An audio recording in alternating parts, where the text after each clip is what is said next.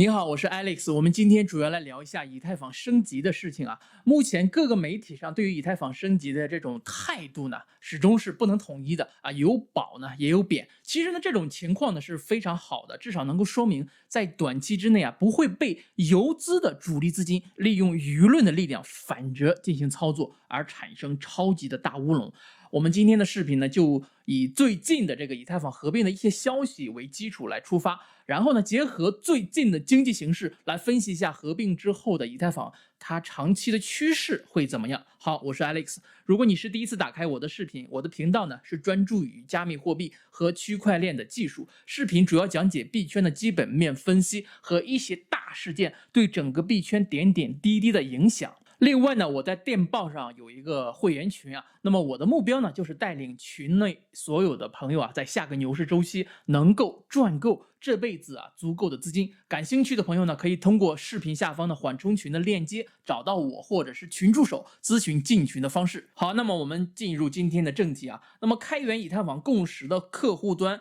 Lotstar 的开发者，他叫Deblane。他表示啊，以太坊侧链啊 Gnosis 的 Chain 已经与上周成功进行了影子的分叉，计划于本周内发布合并开发者的测试网。有关测试网的详细信息将于本周内发布。另外的一则消息呢是7月15号，以太坊核心的开发者 Tim Bako 在电话会议上表示啊，根据开发者的电话会议，3个测试网中啊 ，Ripston、Sepolia 已经成功合并，最后一个测试网 Goerli 的合并预计会在8月的第2周进行，9月初呢将部署 Bellatrix 的更新，然后呢是为期2周的合并的部署。如果说一切都顺利的话，主网合并呢预计在9月19日前后进行。那么整个社区呢对这个时间表的安排呢是没有任何的意义的，速度确实是很快。我们上次讲以太坊信标链合并的时候呢是6月8号，当时预计啊最快呢是今年年底之前呢会完成，没想到这个实际的速度呢确实是以迅雷不及掩耳之势啊在火速的进行当中。另外呢，威神 Vitalik 在这个社交媒体上他也发文称啊，说这个 Merge、Surge、Verge、Purge、Splurge这5个呢不是5个阶段，而是会并行发生。在回应加密社区质疑合并后不会立即发生所有事情的这个问题的时候啊，维塔利克进一步解释说，这一切都是同时发生的，实际的部署呢会在单独的硬分叉进行，但是不同的团队正在并行完成工作，在某些情况之下，开发人员自己呢，甚至还不知道事情的这个执行的顺序啊。可能有朋友对我刚才说的这5个单词啊，这5个步骤呢是不清楚的。那么我们一个一个的分析讲解，让大家都能明白威神他到底在讲什么。那么等你听完之后，你会发现这个合并呢，其实并不是一个终点站，而是刚刚开始。那么我们开始第一个他讲的是 merge。我们看图片啊，那么大家都知道 merge 是合并的意思，上一期讲的很详细了，大家去翻看6月8号的这个视频。简单来说，就是以太坊这个 2.0 和信标链的这个高速火车啊并轨道。合并之后呢 ，POW 就成功转换成了 POS。合并后啊，以太坊将变成通缩的模型啊，这一点非常非常的重要。那么也就是呢，是减少发行量，增加的燃烧量。根据 Ultrasound 的 Money 的这个数据呢，目前以太坊每年的发行量是550万个，每年通过 ERP1599 燃烧100万个。实际上的这个通胀率呢是 3.7%。以太坊合并之后呢，以太坊每年发行量变成了60万个，相比当前呢是减产 90%。假设这个燃烧量不变的话，这合并后的年通胀率变成了负的 0.3% 啊。当然了，这个燃烧量肯定会浮动的变化啊。那么我认为合并之后燃烧量反而会变得更多。那么这是合并之后的第一大特点。那么第二大特点呢，就是挖矿的这个用电量将减少 99%。关于这一点，我在最早讲以太坊的那期视频也讲过。简单的说呢，就是质押的形式挖矿呢，代替之前的这个工作证明。矿机呢就不再参与挖矿的工作了。也就是我们说的 POW 转成 POS。根据相关的数据啊，每10万次 Visa 交易的转账呢，大概要消费149度电啊。相比之下，合并之后的 POS 以太坊网络进行10万次交易呢，只消耗0.667度电啊。以后以太坊呢就是政治正确的环保卫士了，甚至以后可以取代 Visa 的地位，可喜可贺，值得期待。那么这个合并的日期呢，就是我们前面刚刚讲到的9月19日。好，那么我们说第二个的 Surge， 简单的说呢，就是在以太坊上引入分片，分片将区块链的整个网络呢分成更小的分区，称为分片。合并的终极目标呢，其实就是扩容。扩容呢，要通过分片加 roll up 实现。为了分片，以太坊网络呢需要先转换成 POS， 因为 POS 和分片在逻辑上呢更讲得通，更为一致。那么 POW 考虑的是全局性，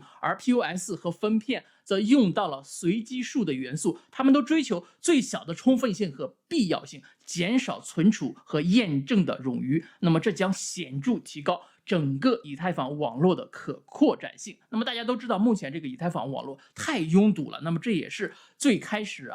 威神以及他的这个开发团队要升级以太坊的这个最开始的这个逻辑的出发点。好，那么第三个呢是 The Verge，引入 Merkle 数呢，就是对 Merkle 证明的强大升级，允许更小的证明的大小。那么这个将优化以太坊的存储，并帮助减少节点的大小，最终呢，这有助于这个以太坊呢变成呢更具可扩展性。那么到底什么是 Merkle， 什么又是 Merkle 呢？今天由于视频的这个篇幅的限制呢，我先放一张英文的解释的图片，大家可以暂停去读一下那真的读不懂呢，就在视频下方留言。那么我们看一下，是不是安排咱周六直播的时候一起把这个事情精讲一下？如果大家感兴趣的话我们说第四个The Purge。减少验证者所需的硬盘的空间，这消除了历史的数据和坏账，也就是说简化存储，从而减少这个网络的拥塞。这一点也是非常非常关键的我们刚刚也提到了，以太坊目前的网络是非常的拥堵的那么现在就是如果说你做一个节点的话，你这个硬盘的这个使用的空间呢就会减少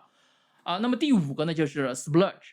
一系列杂项的比较小的一些升级确保网络在前4个阶段之后平稳的进行，也就是一些很简单的一些修复大家看这个图片呢也能理解一部分至于升级之后以太坊会不会塌方呢？那么网络上各种声音都有有的人就说这个升级之后可能就归零了。那么我自己呢有自己的看法，我的观点呢是不会那么合并之后，以太坊会给币圈带来更大的流量和新生的力量那么从这个转账的速度以及这个环保的这一个角度出发呢，我们就能看得出来一二。那么升级之后，很多自称以太坊杀手的这些混子，这些什么公链们就会敬而远之了。那么这个世界呢就是这个样子如果呢你只比你的对手强一丢丢，那么对手呢就会天天想弄死你。但是呢一旦你强大到甩对方100条街之后的时候呢，那么他就会对你敬而远之了对于升级之后有很多的观点，我们就不再一一赘述了网上也有很多的这种看法。但是呢有一个观点呢我认为很有意思跟大家分享一下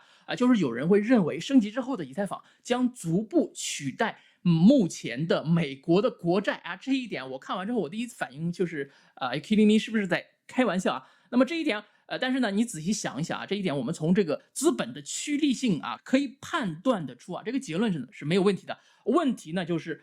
由政府控制的这个国债一旦输给了以太坊的话，那么以太坊会不会将来会出现危险这是我们要考虑的事情。那么最近一周确实是不太平我们看到了特斯拉卖出比特币我们也看到了各个巨头公司今天是这个谷歌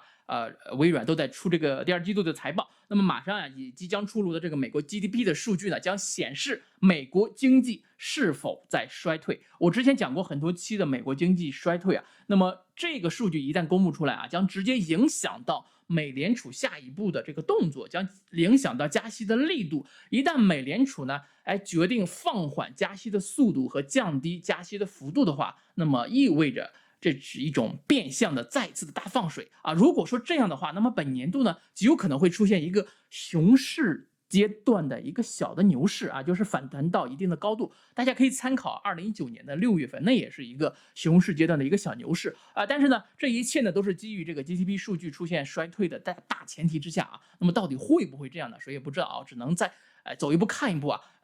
所以说这个谋事在人，成事在天。我们能做到的呢，就是在大幅度下行的时候买一些便宜的大饼和二饼以及狗狗币。好，那么以上呢就是今天节目所有的内容了，我们下期再会，让我们一起进一步，共同发财 ，peace。